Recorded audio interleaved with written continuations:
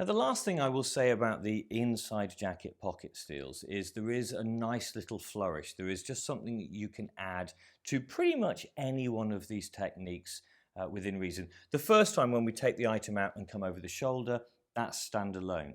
But the remainder of these also have a nice additional possibility, and that's where you steal the item underneath your own armpit. Which allows you, when you turn back round, to show your hands completely clean. So in this case, it would be, I'd reach in, I'd pick the item up.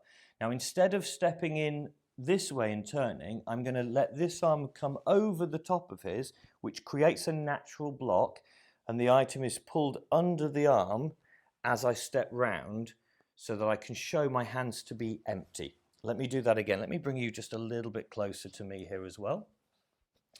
So again, it would be reaching in, taking hold of the item, and then stepping across and bringing it under my arm. And this, of course, will work in either direction. As I take it out, step across and under my arm.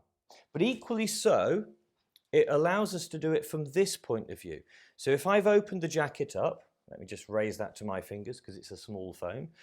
As I've opened the jacket up here and drawn his attention to this pocket, I'm going to do like a little pirouette all the way round and leave the phone under my arm. So as his attention comes back to me, he sees empty hands, and therefore it's less likely that he is suspicious of something having been taken.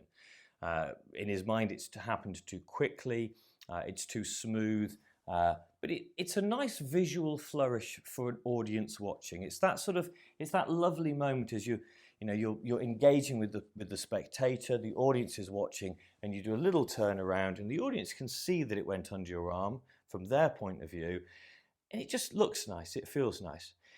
If this object isn't valuable, i.e. in this case it's a phone, so I'm not going to do it, and we're on a hard floor, but if it was, say, the wallet, I could let my arm drop and just release it and allow it to drop into my hand and then place it back into my pocket.